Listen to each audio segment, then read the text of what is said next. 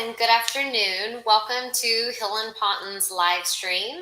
Today you are here with myself, Shelly Mark, and my colleague, Shannon Brewer, and we are here to answer some questions for you guys.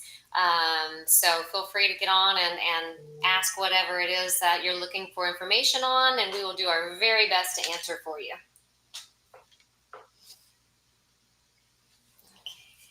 You want to start or you want me to start? You can start. Okay.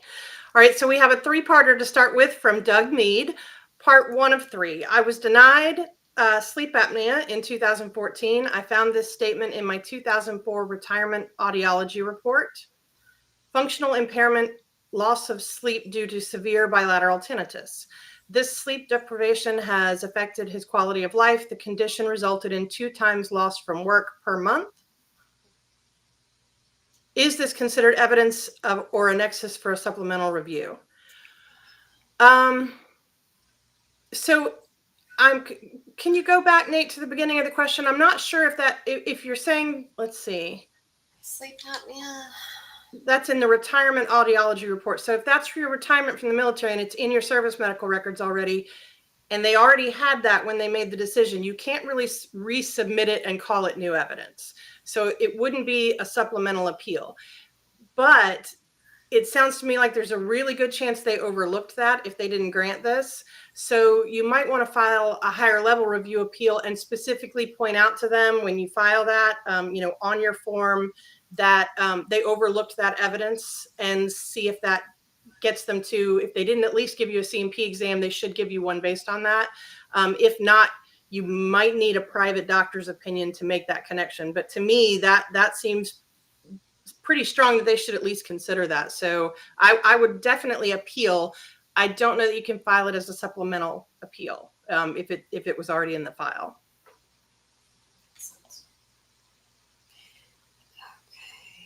Okay. My veteran was just denied SMC aid and attendance. He is 100% permanent in total, SMCS, 70% for TBI PTSD. I submitted 60 pages of civilian medical records from neuropsych, psychiatry, and neurology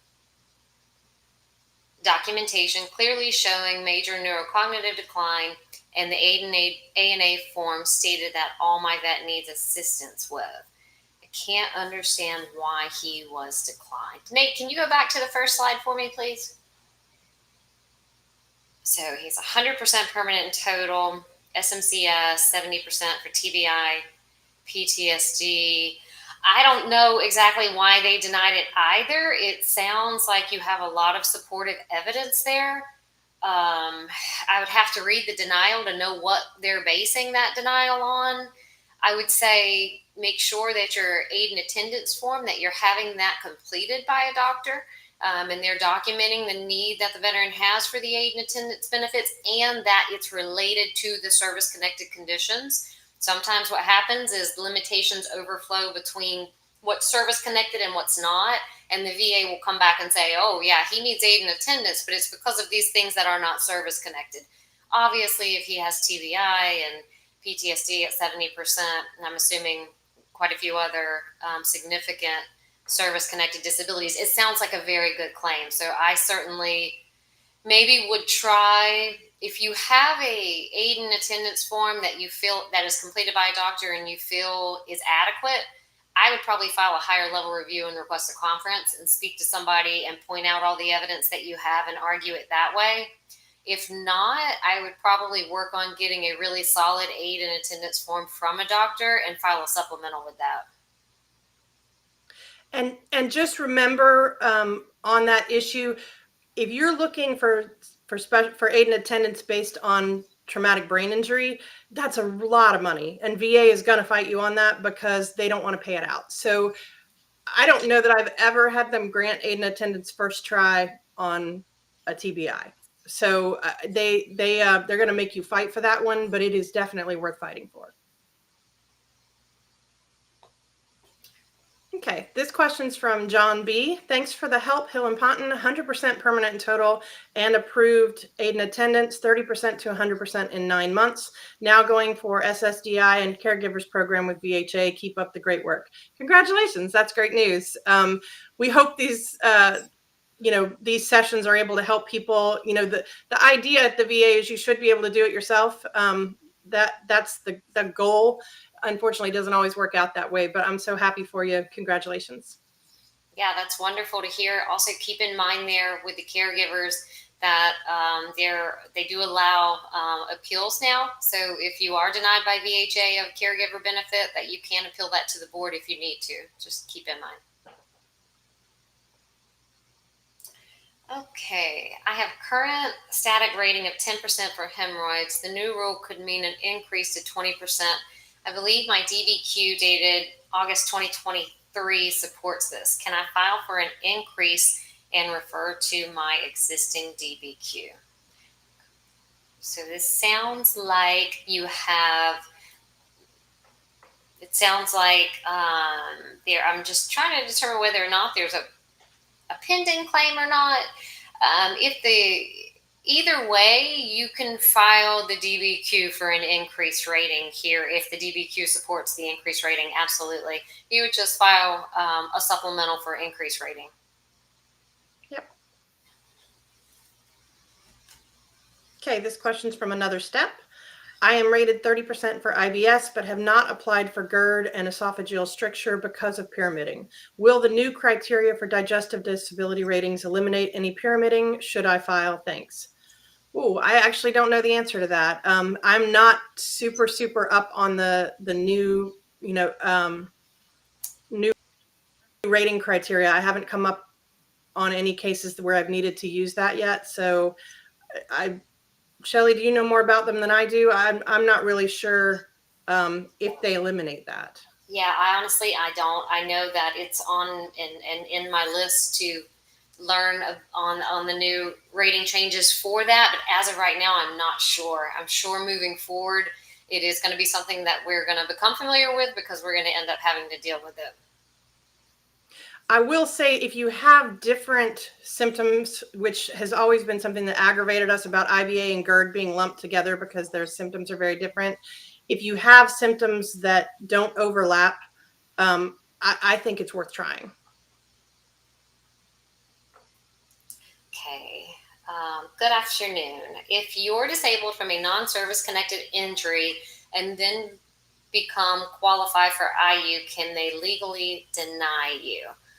Let's see, if you're disabled from a non-service connected injury, I'm going to do the best I can with this question. I'm not sure if you're saying that you're receiving a non-service connected pension and then you file for IU arguing service connected for that. Can they then deny you IU? They can. You can obviously argue that they shouldn't. We would have to establish the service connection for it first. Obviously, they're not going to grant you the TDIU for a claim that's completely non-service connected. So whatever the IU is based on has to be service-connected conditions. I don't know if I'm answering that correctly, so I apologize. But Shannon, do you have any other? I think they might be asking, if you can't work due to, say, you retired from your job for whatever reason, or because you have a back problem, and then your service-connected PTSD gets worse and you can't work due to that, they can't say the reason you can't work is because of your back, so you can't get IU. If your PTSD is now preventing you from working, even though you already had a condition that prevented you from working, yes, they cannot legally deny you. They can't consider whether your non-service connected conditions also prevent you from working. They have to focus in on only your service connected conditions and look at what that would do to the normal person. Your average man, could they work with that condition? Right. So no, they can't deny you, if that's what you're asking. Okay, this one's from Miss Ambiguity. I believe I've seen questions from you before. Welcome back. Vet never filed a claim. Vet died from stroke, hypertension related to death. Spouse wants to file for DIC, but vet records destroyed and file at archive. Vet private medical records not available help. So this is the only way that I can think of to go here. Hypertension is a presumptive, and you can file for DIC even if the vet never filed anything.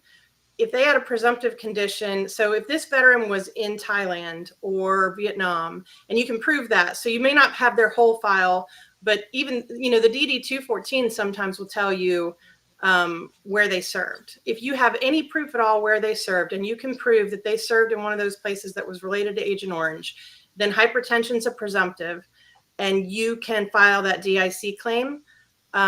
Stroke would be secondary to hypertension. That's a real easy, almost every doctor will make that connection for you. So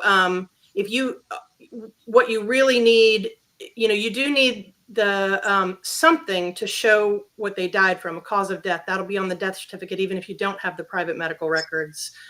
So it's possible. This one's tough, but there may be enough there to kind of cobble that together. What do you think, Shelly? I agree with you on the presumptive for sure, and in a different situation, but same scenario, maybe not the hypertension. Yeah, I would absolutely look at the DD-214 and see if there's anything you can gather from that as far as where they were stationed and anything that would be presumptive. That way you don't really have to get into, proving the actual injury or exposure. Okay, this is misambiguous, and I'm sorry, I have a hard time reading on the red, so guys, I apologize. It's real small. What's that? It is. It's real small. It is misambiguity again, right? Yes. Okay, submitted claim listed RX as one of the 3 contributing second factors to condition. VA responded. Itself comment. I'm not sure, Shannon. Do you know what this might be referring to? RX claim listed, stroke, hypertension, and then prescriptions, or so it sounds to me like they're saying the prescription was one of the 3 things that I'm assuming this is same from the last question. I think so. It's a DIC claim, and they're saying whatever medication they were taking was a contributory factor, and VA responded that prescription is not a disability within itself. That's true, but what's the prescription for? So if you really don't have medical records, that's going to be tough. But I mean, there's a limit to things that prescriptions can be for. So I mean, again, you'd have to cobble this together, but they're not incorrect that a prescription is not a disability, but the disability you're taking it for is.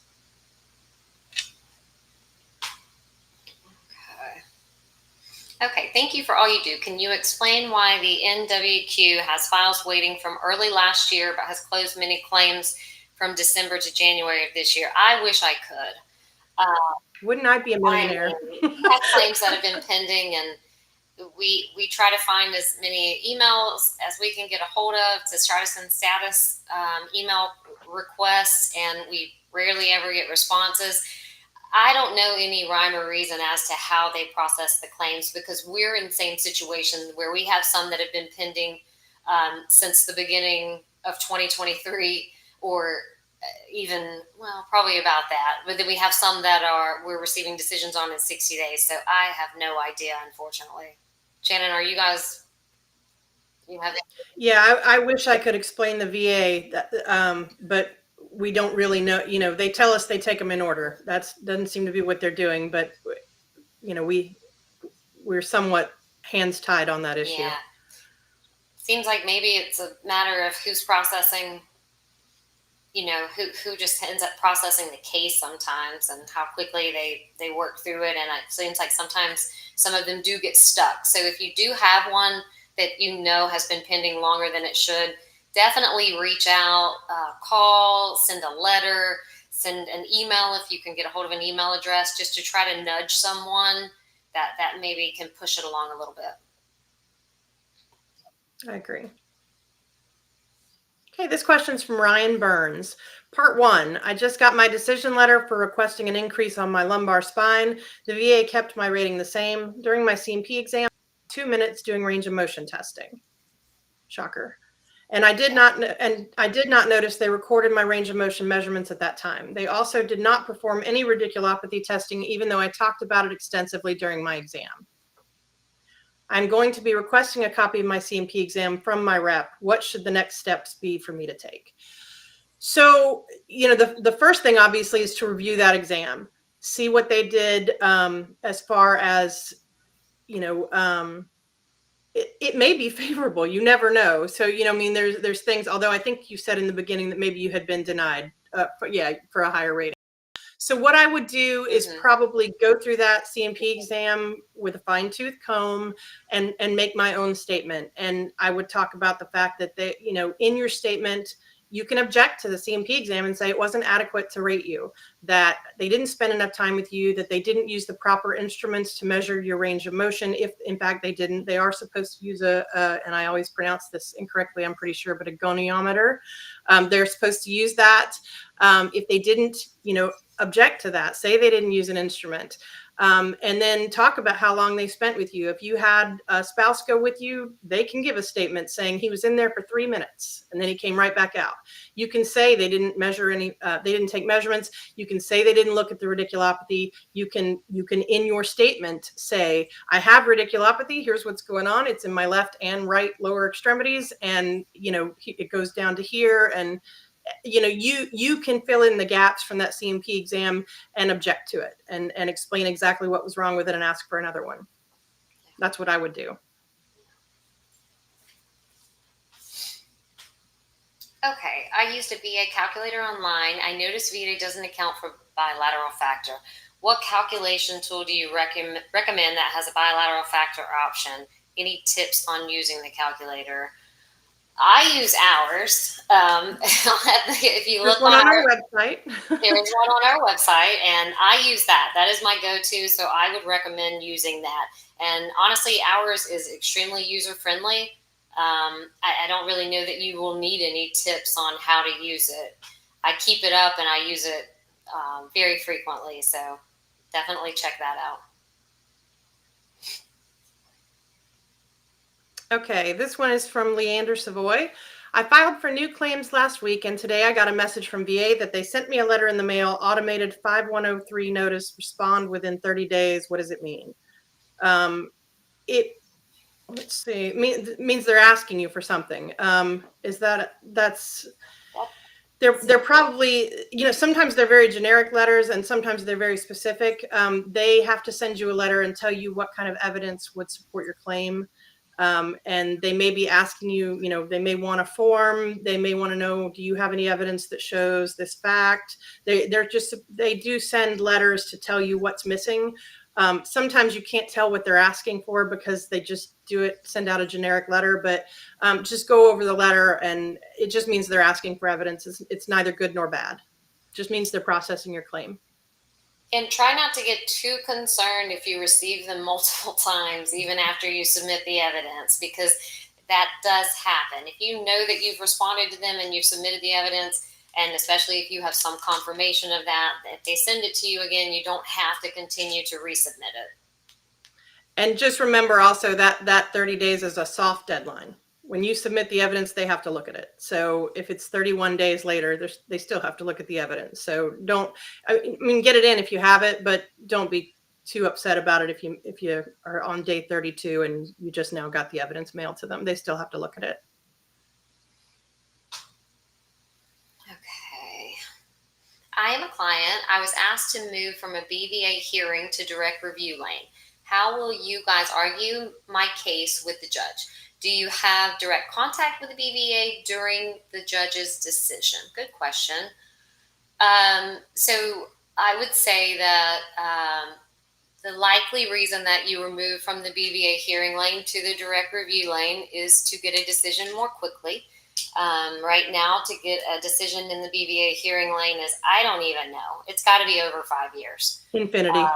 Yes, and because a direct review right now is, I would say, from filing, I'm guessing here. But that would probably be the reasoning behind there. I can't for sure. As far as how it goes, how we are, depends on the attorney that you're working with. But in a direct review lane, more than likely what's going to happen is they're going to submit an argument letter, and they're going to lay out everything in the file that supports your arguments. I can assure you that they would not have chosen a direct review lane if they did not feel they already had all the evidence that they needed to prove the case. So in that case, it will just be us providing an argument letter to the judge reviewing everything in the file, and then issuing a decision.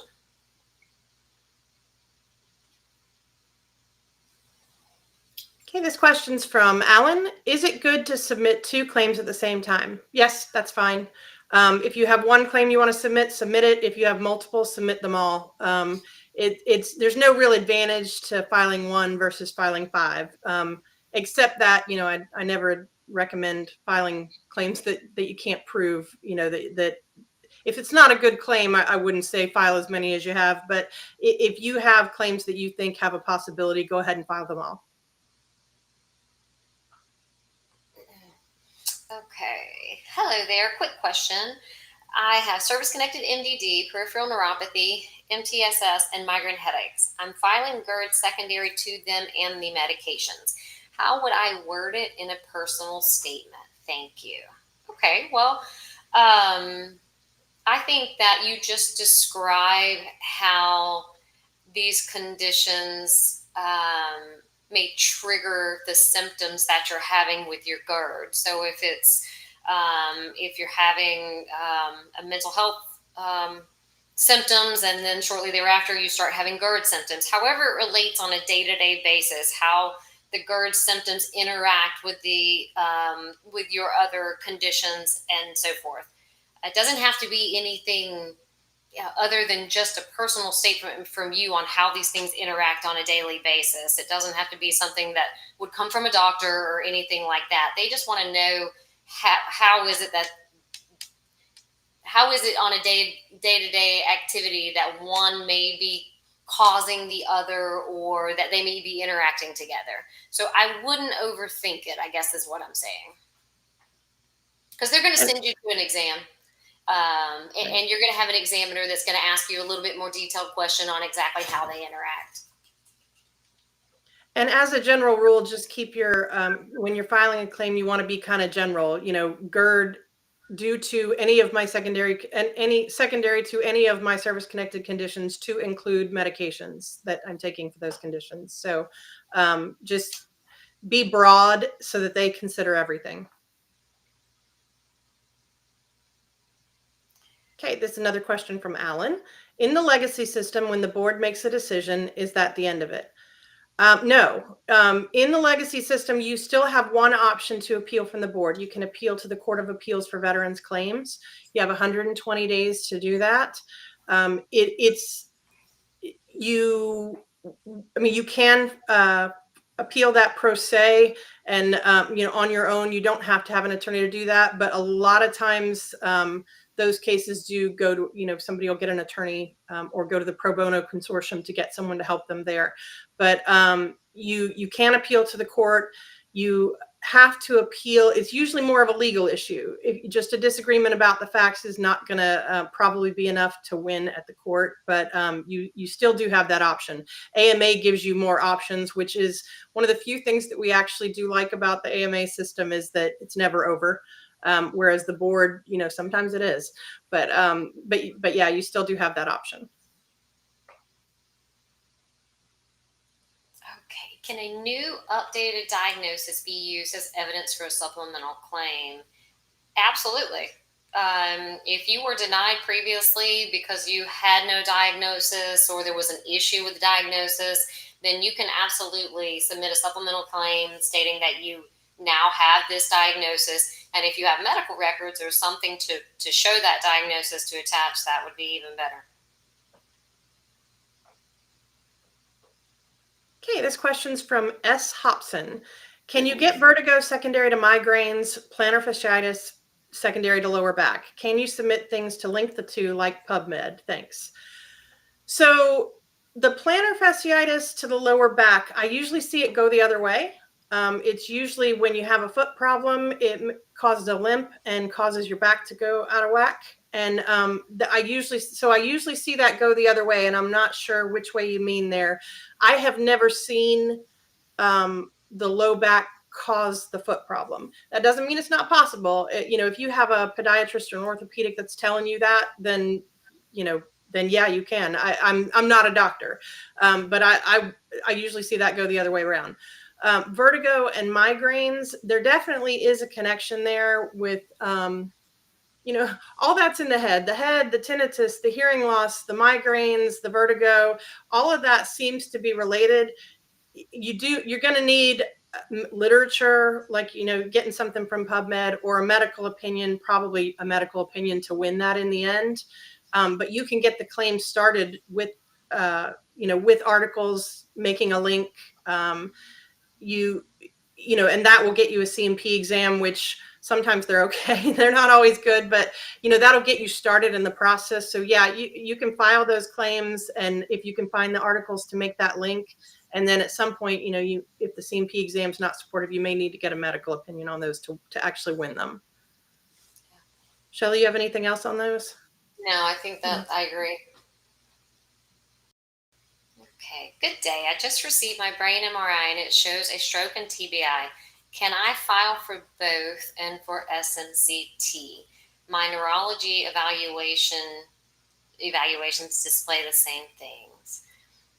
Shows a stroke and TBI. I mean, absolutely. You can file for both. You can file for SMCT. You may want to. You can hold off on filing the SNCT until you get the service connection for the TBI and get your ratings correct and all of that. But if you have a link between these conditions and your military service, or you have an injury or event that occurred that you can get a link to them, then I don't see any reason why you shouldn't file it. Anything additional, Shannon? No, just make sure. I mean, there's three things that you need. You need that event in service, some kind of injury, or if it's a diagnosis of hypertension for stroke, something like that. You need something to have happened in service. You have those current diagnoses, and then you have to have something to bridge the gap there between the two. So as long as you have those, then absolutely, yeah, file it. Yeah, and I agree. Oh, I'm sorry, Shannon. I was just going to say. The SMCT would be if you need aid and attendance based just on the TBI, not the stroke. And just like Shannon said earlier, yeah, go ahead and file it. Present to them what they have as far as your injury and the link, and then let them set an exam and at least get to a starting point and go from there.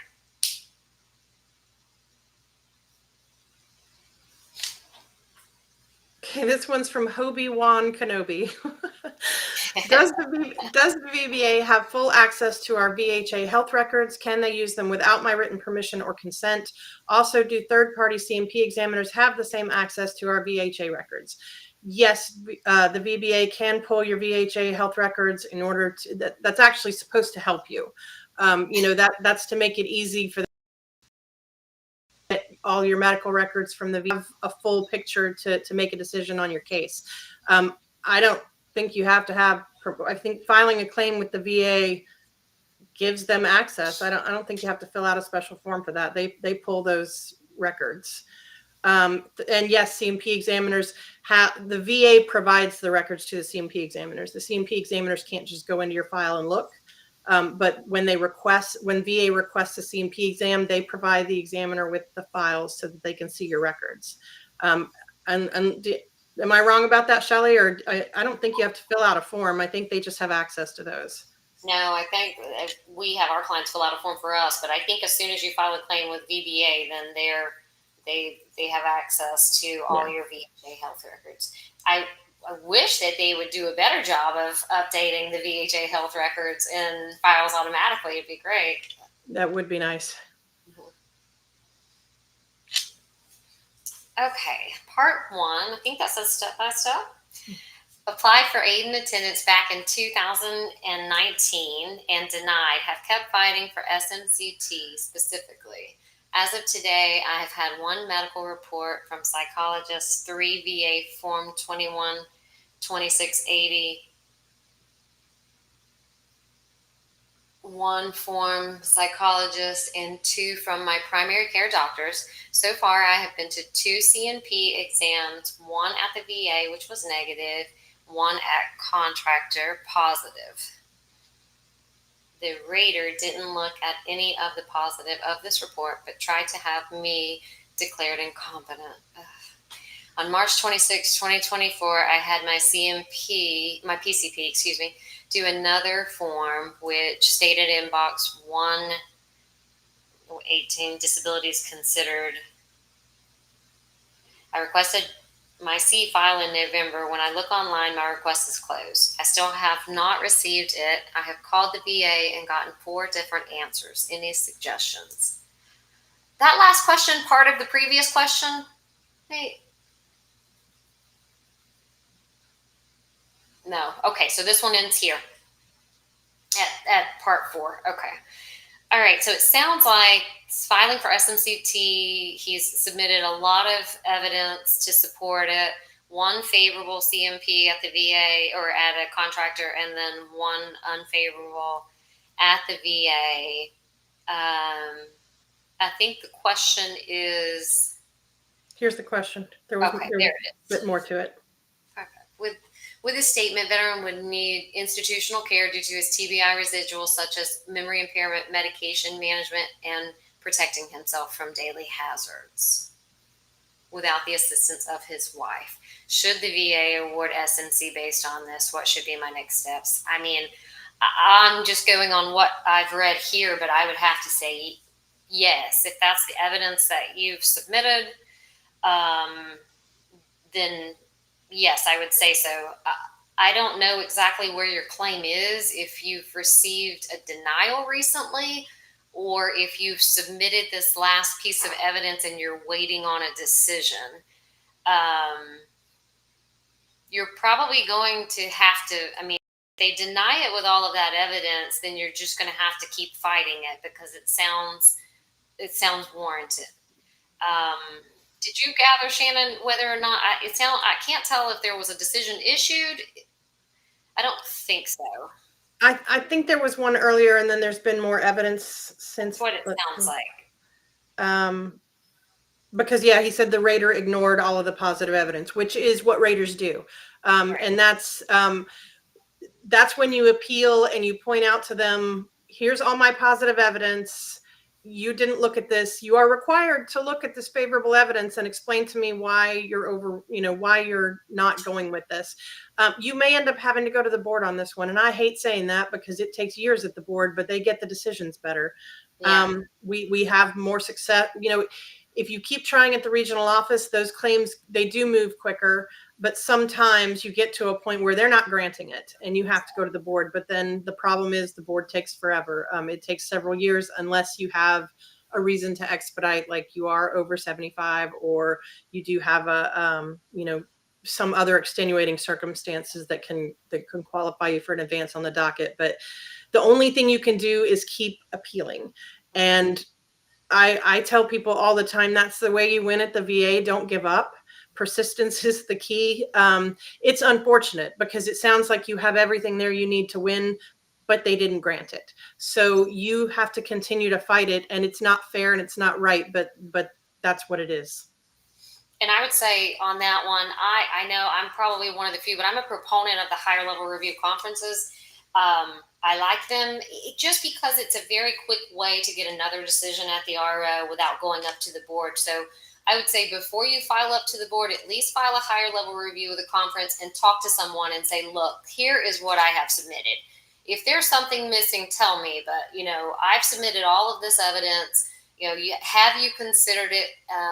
It seems to me actually speaking to someone on the phone makes a larger difference in what's taken into account than submitting written documentation. So at least try that first. I agree with Shannon, though. If they keep denying it at that point, then you probably have to take it up to the board, unfortunately. But it sounds like a very good claim.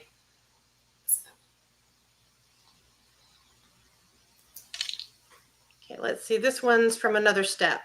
I requested my C-file in November. When I look online, my request is closed. I still have not received it. I've called the VA and gotten 4 different answers. Any suggestions? Not that I can say on here, but it's so the VA. Yeah, I would say request it again in writing if they've closed it. There's no excuse for why they do this. You have a right to your claims file. You're allowed to have a copy of that, and they should provide it to you. Request it. If they've closed the request, then make a new one. You can get all, I mean, you can call everybody you want, and obviously they're going to give you 4 different answers because the people answering the phone don't know what they're talking about half the time. That's the lowest level. The people that answer the phone, they will give you the first thing they see. Oh, well, this is it. This is why they didn't give it to you. And if they've given you 4 different answers, then they don't know. So I would request it again in writing. And keep following up on that request. If they close it, if they close it again, there's a problem. But yeah, I couldn't imagine why they closed it. I don't know. Shelly, any ideas there other than that? I can't think of anything else except to request it again. Make sure you do it in writing. But I agree. I don't have any idea why they would just close that out without actually sending the file.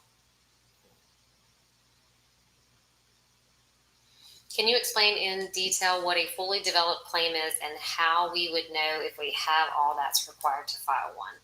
So you heard Shannon and I talking about a couple of these saying, yes, go ahead and file it and get an exam. And then at the same time, you can kind of develop your case up while it's pending at the regional office. And a fully developed claim would kind of be the other side of that. That would be that you already have your diagnosis and very clear proof of your diagnosis. You already have your injury exposure from in-service, and you have that documented and ready to go. And then you have a link, whether it's a nexus opinion from your doctor, whether it's proof that you were in a certain location or that you were exposed to something. You have all the elements of your claim, and you're going to submit that to the regional office saying, this is fully developed. I want you guys to take a look at it because I think that based on what I'm submitting, you can grant it without any other workup. And then they should be able to do that. Will they? Will they? And will they not request an exam? Probably not. But that's the idea, is that you're presenting them with a fully developed claim that they're not going to have to go out and do a lot of development on.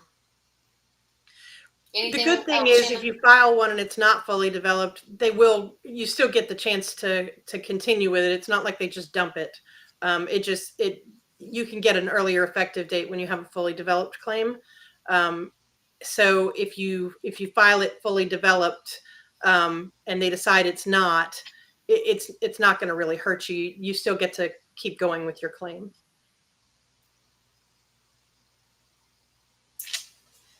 Okay, this one is from Sanguum Divinum. I currently experience seizures and severe migraines. I filed for SMC originally for SMC aid and attendance in order for me to buy more hours for the caregiver. I am only allotted 28 per week. I currently have a rating for TBI, PTSD, joint rating for 100%. The TBI symptoms are pretty intense, enough that my PAC at the local VA has assigned a licensed caregiver and an in-home health nurse. With this information currently being reviewed on my recently filed supplemental claim, what is the likelihood of actually getting the higher SMC approved? I've been told that if I didn't live alone with these factors in place, I would qualify for VA residential living quarters. So I think you have a good, if your TBI is causing you to need all of this help, or your TBI, PTSD, combined, they will combine the ratings because sometimes the symptoms overlap. If your TBI is causing you to have all of these problems and to need this kind of care, then your aid and attendance should be a higher level. And so there's kind of there's aid and attendance at the basic level, the SMC L is what they call that. And then if you need more care, you can go up to R1 or R2, depending on who provides that care and how much care you need, and you know what kind of medical care that turns out to be. SMCT is another way to get the higher level, and that is when you need that aid and attendance because of the TBI, because it's a TBI. So again, we discussed this a little bit earlier. SMCT is hard to come by because the VA doesn't want to give it out because it's a lot of money. That doesn't mean you're not entitled to it. It just means that they are going to lowball you the first time, probably. So even if they grant aid and attendance, they will probably just grant the regular level of aid and attendance. Take that and appeal it. That doesn't, you'll go ahead and start getting your aid and attendance, and then you can appeal for the higher amount. Okay, I was denied for lower back strain. VA stated it was from before joining the military. VA viewed my MEP physical checkup form and stated I had marked recurring low back pain then. After close exam of my medical records, it actually showed that I had crossed through the X and initialed it, which means that I had made a mistake. How do I argue this? Supplemental with the snapshot of that page. Help, please. Okay, so go back to 1, please. So I think he's saying that on his entrance exam, it's noted that he had lower back issues. Okay. And he said he actually got a copy of his file and realized that he had marked it probably accidentally and then marked it out and initialed it. Next to it. I would absolutely file the supplemental appeal with a statement. Yes. Pointing out that this is what I think they're using this to deny me. They're basing the denial on this, stating that I had these injuries coming into service. However, you can see here that I crossed this out. This was an accident. Therefore, I did not come into the military with these existing issues, and file it as a supplement with the statement and go from there. Also, if they're going to say that it pre-existed, then they have to at least look at aggravation. So, if they don't take that as you not having the injuries before coming into the military, then you can argue that your military service exaggerated or aggravated whatever they're saying that you came into the military with. But hopefully that'll clear it up. Okay, this one's from Remy86. Hello there, quick question. I have service-connected MMD, peripheral neuropathy. Wait, we already had this question. I think that's the one, yeah, from earlier. We had that one already. Okay. Another step. There are several rating changes scheduled for 2024. If I had been rated for something for years and new chart, would it make it higher? How would I make that request? So if you have pending appeals that cross over both the old and new rating codes, just so you know, those you get the benefit of whichever's the better for you. So whichever one helps you the most. If you have existing ratings and under the new criteria you are entitled to an increased rating, you can just file for an increased rating. And that they'll take a look at it. You don't need any evidence for that. You just file a claim and say for increased rating, and they will apply the new rating codes to you. So just file a new claim. If my scheduler rating reaches 100% because of new claim filings, do I lose my TDIU and therefore my SMCS? If your combined rating reaches 100%, then you're not necessarily going to lose your TDIU, but it's going to become moot. You're no longer going to need the TDIU because your combined rating is going to equal 100%. But you won't lose your SMCS. Right, yeah.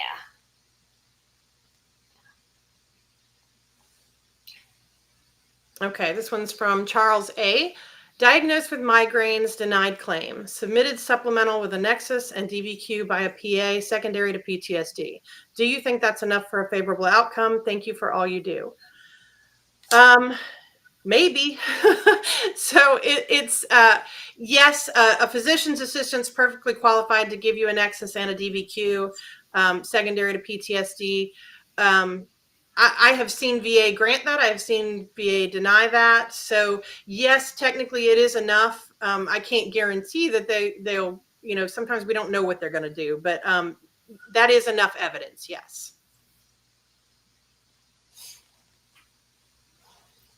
Are the veterans getting stimulus checks?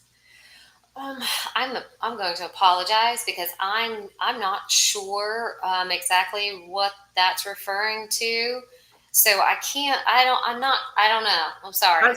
I've seen a lot of questions about that recently. That's not something that we do. We are strictly in the VA disability arena. So I don't know anything about the stimulus checks and whether veterans are getting them.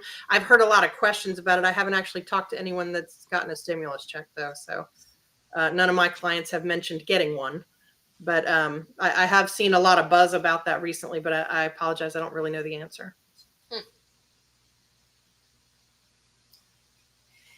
If I filed for PTSD and the VA doctor diagnosed MDD and anxiety, will the VA change that when they rate the claim? That's a good question. And I would say that it depends on the person that's actually rating. So it's going to depend on the rater. You know, when you say the VA doctor diagnosed the MDD and anxiety, I'm assuming that that's at the CMP exam. I think that the rater should, especially if the CMP examiner comes back and says that those conditions are related to your military service, they should be considering that and rating it properly. I can tell you that it does not always happen, so it really just depends. The change it, I would say, if you're denied. One thing to remember is all mental health claims are rated the same way. They have a general rating formula for mental disorders. So as far as how much money you receive or what the rating criteria are, it doesn't matter so much what the diagnosis is and how VA is going to rate that. So if they service connect you for something, they will service connect you for whatever the CMP examiner said you had. If they deny it, then you can appeal. If they deny depression and anxiety, you can still appeal. No matter what mental health disorder you file for, they are supposed to consider all of them because you're not a doctor and you're not expected to know what your diagnosis is. You just file for whatever the doctor said you had, or whatever you thought you had. But VA is supposed to consider all mental health disorders at that point. So, as far what they do with it, sometimes they change it up and they'll deny the thing that they think you have, or they'll grant something else other than what you filed a claim for. As long as they're granting, I don't worry too much about what they call it. It matters what your treating doctor is treating you for, but it doesn't matter what they're paying you for. Agree. So this one's from Aaron Gordon. I was denied hearing loss even though my CMP examiner acknowledged in the denial that I have hearing loss. Should I try and go back to get that rating, or don't try to mess with that 90% I got? Well, it depends. So they said you have hearing loss. Did they say that it wasn't service connected, or did they say that it didn't rise to the level of compensation? That would make a difference to me. So if they said you have hearing loss, but it is, your speech recognition's 98%, and so the hearing loss doesn't count for much and it would get a 0% rating, then I don't know that I would follow up with that one. If they're saying you weren't exposed to noise in service and that's why they're not service connecting the hearing loss, I'd probably fight that. But so it really just kind of depends on why they denied. What do you think, Shelly? I agree completely. It's if they're rating you at 0%, unless something went incredibly wrong with the testing or something like that, then I probably wouldn't pursue that. But yeah, I agree with Shannon. If they're denying you because they're denying noise exposure or something, then I would definitely fight that. If a veteran is 100% permanent in total, why would the VA not look at current tax stubs and wonder why they are working if they have a social impairment and ask for a review of records or a new mental health exam? Let me make sure I'm reading. Why would the VA not look at current tax stubs and wonder why they are working if they have social impairment? So I think he's basically saying that if you're 100% permanent in total based on your mental health, no, there's not. We're not saying specifically mental health here, are we? Well, he says a mental health exam. So I'm going to answer this the best I feel like I can. I think he's saying that if you have a 100% rating for a mental health condition, but you're able to work, would that lead the VA to looking at earnings and then ordering a new exam based on those? I don't believe so. If you're on, of course, if you're receiving TDIU, then the VA is going to be looking for earnings over gainful activity, and you can bet on getting notifications from them if that's the case. But just because if your rating is 100% permanent in total, then I don't think that the VA is going to be accessing your tax stubs or your earnings records or anything like that from Social Security. So I don't think that it would trigger a mental health exam. Now, a lot of veterans are confused about the difference between 100% disability and TDIU. If you are 100% scheduler, your scheduled disability ratings add up to 100%, or you have a single disability at 100%, you can work. VA doesn't think you can. They gave you a 100% rating, which means they think you are totally impaired. But a lot of you guys go above and beyond, and you need to work, or you can work. You go above and beyond what the average person would be expected to do, and you're working anyway. You're allowed to do that unless it's TDIU, permanent in total. And then, yeah, they are going to look at your tax stubs and look at working and things like that. But if you're 100% on the schedule, you can work, even though it may seem kind of odd that you could be 100% disabled mental health and still be able to work and earn. Some people can. Some people, are able to. They put that extra human effort into it, and for some reason they're able to. Not everybody can do that, but you're allowed to under the VA rules. Okay, this question is from Timothy Cohen, part 1. Diagnosed with bilateral foot drop in March 2023 by VA podiatrist. At a recent appointment, he sent my PCM a note that he believes my foot drop is related to my service-connected lumbar strain. Will this serve as my nexus? He said that it affected me climbing stairs, walking, and driving a car 3 times a week. Will this qualify as loss of use? So it will serve as your nexus. File that claim.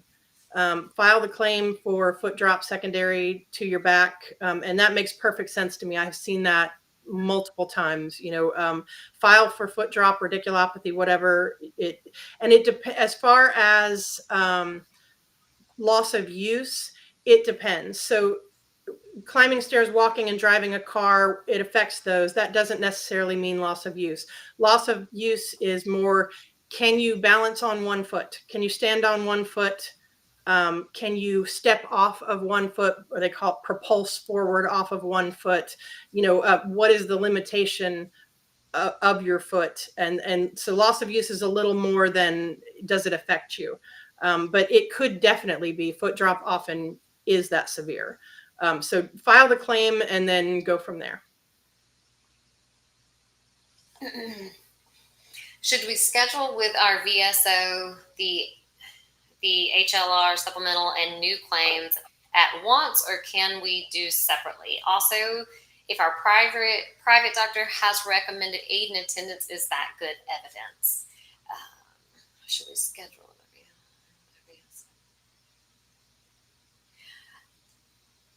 So,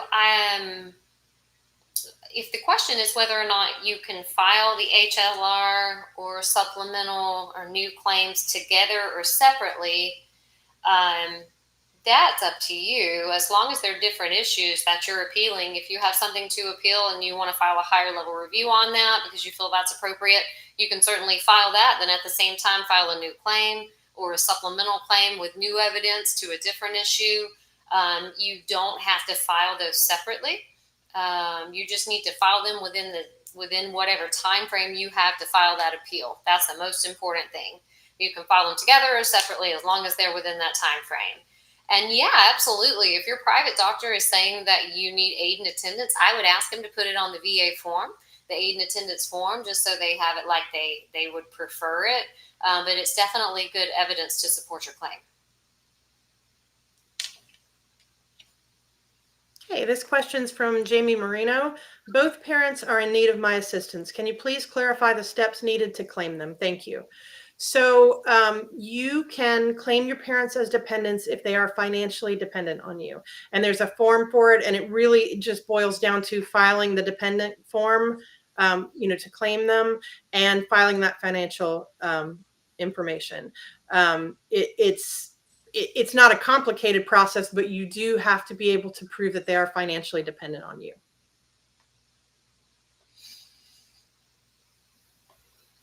MST survivor, where do I start to begin my filing of this PTSD due to MST? Well, first of all, I'm very sorry to hear that. I encourage you to file that claim get an intent to file in. If you're not ready to file it now, get the intent to file in and file the 526 as soon as you're ready to file it. I don't see any reason to put it off. You can use a statement. You can write a statement, describe your current mental health conditions and whatever stressors or trauma you experienced in service, and go ahead and get it filed. If you're working with a doctor that would be willing to write a statement or provide a nexus opinion on that, that would be super helpful. But you can go ahead and start it now. And then, like we talked about earlier today, you can continue to develop it as the VA is helping you develop it as well. But I don't see any reason to delay it.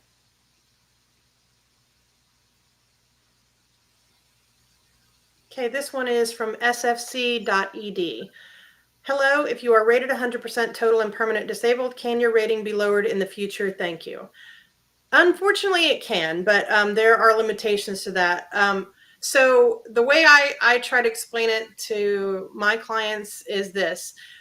Once you're granted 100% total and permanent disabled, they will not order any further C&P exams in your case. They have no reason to look at your file again unless you ask them to. The VA has thousands of cases.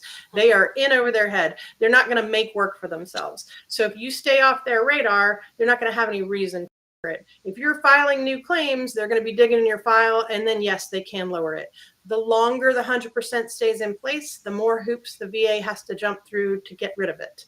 Once you get to 20 years at the 100%, the only way they can lower you is if they can prove fraud in the grant. And that's hard to prove. So my recommendation is usually just so they can lower you. Are they going to? Probably not, unless you give them a reason. Okay, I received my effective date of last day working for my TDIU, but I have documentation of my migraines affecting my work a year prior. Should the IU also be the same date as the migraines? Well, we would have to look into this a little bit further. There are some questions I would have to ask you here as far as it says that the IU was granted the last day you were working. If you were working gainfully up until that last day without any accommodations or anything going on, then that probably is the appropriate effective date. However, if there was a period in time that we could argue or prove that there were some accommodations being made for you, maybe due to your migraines, if you were being given breaks or you were missing days that would be considered excessive, but they were okay with it, or we'd have to look at it. That's going to be really looking deep into the facts there to see if there's any way to get an earlier effective date on that. But if you do know that your employer was making any accommodations for you and that they were trying to work with you for a period of time before you actually had to stop working, then I would say you absolutely want to speak to someone or look into possibly getting an earlier effective date.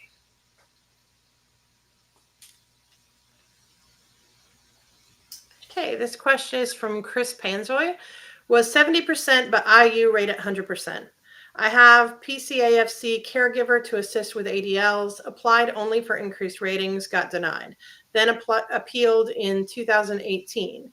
In 2024, got granted 100% PTSD with TBI residuals. SMC and ANA recommended by VBA, didn't apply for SMC. Which SMC level should I get?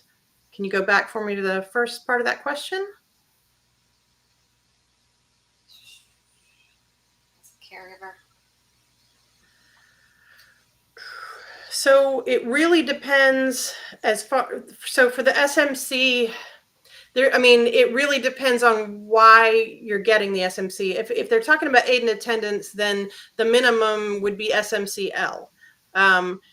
Depending on what kind of care you need and whether it's the TBI that's causing that need for aid and attendance, then the SMC can go up from there. So SMCR1, SMCR2, SMCT, those are the levels of special monthly compensation that seem like they would be implicated here. But like I said, the minimum for aid and attendance is SMCL. So that's probably what you're looking at here. But if you have a TBI and that's the problem, then SMCT is what you're looking at. Again, that's hard to come by, so you have to fight for that one. Oh, we're at 3 o'clock. That's going really quickly. It did. So I think it looks like we're done with questions, but there'll be somebody here next week again answering the questions. We hope that it's helpful to you.